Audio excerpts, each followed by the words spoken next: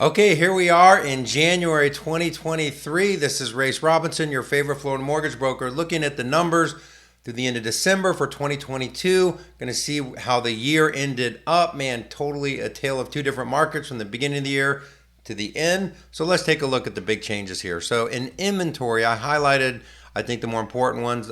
Up 145%, started at 2,586 homes on the market, went to 6,351. That's the biggest increase I've ever seen. But still, we're going to look at inventory. We have extremely low inventory.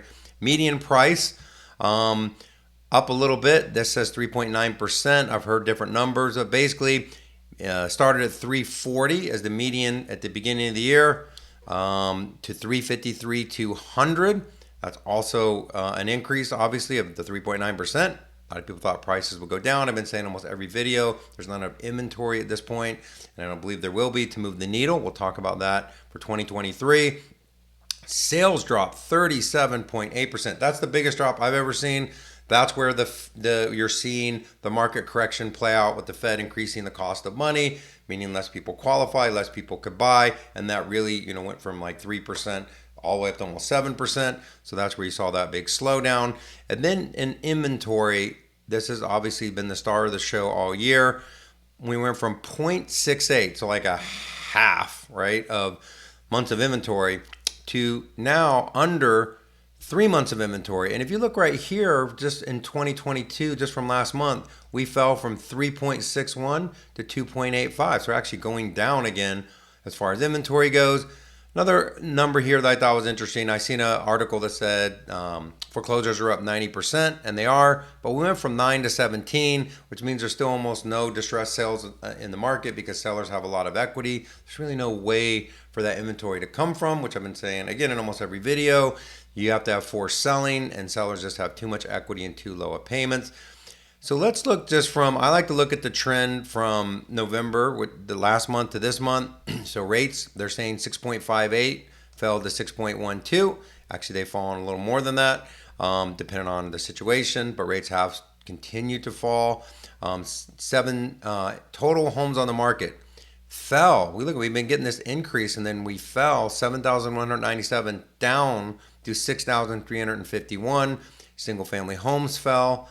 New listings fell. Now, it is fair to say at this time of the year, these things do tend to fall, but not to this much. So really everything playing out in a way that makes sense. Less buyers are buying because money was more expensive, less sellers selling, not getting the prices they want anymore. They're having to sell at market value. Buyers a little more in control than they were for sure at the beginning of the year. And just no reason to sell if they don't need to. Sales closed did go up a little bit in December, 2,230 from 1,996. And then when you look at rates here, this is just insane. The December rates were 3.07 of 2021, and 10 months later, they were over 7% with a lot of banks. And now we've dropped almost a whole nother percent again. So that is just a huge run up in rates and then a massive decrease in rates in a 12-month period, which is why you've seen the market go from a complete absolute seller's market to more of a balanced market, and then inventory starting to fall. You really want 4, 5, 6 months of inventory to get more balanced, and we are definitely not there. So that's kind of how 2022 played out. How is that setting up for 2023 if you either want to buy a home or sell a home, or you wonder what's going to happen to the value of your house? My crystal ball is broken, so I can't say 100% what's going to happen.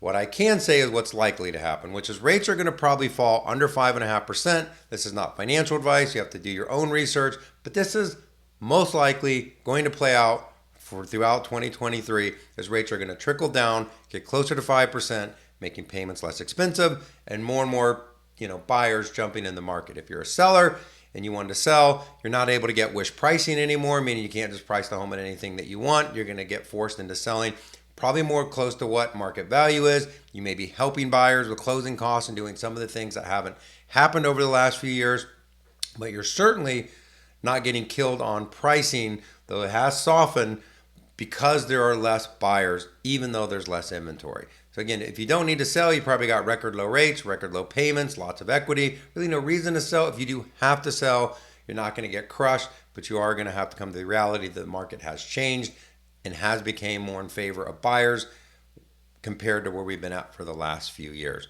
Really, that's kind of a balanced market. We do need more inventory. That means buyers can get help with closing costs and things like that, and sellers aren't having to drastically reduce the prices. Again, I don't know exactly what will happen. We'll see how 2023 plays out. What I will promise you is rates fall, more buyers will enter the market, and we'll get a more and more active market. January and February are always typically slower. We'll see how the year shapes out once we get into the spring. I'll give you those numbers as they become available. As more information becomes available that moves the market, as always, you can find it here. And if you have any questions on your personal loan scenario, situation, reach out to me. I'd love to help. Make it a great day. Make it a great year. I'll talk to you soon. Bye-bye.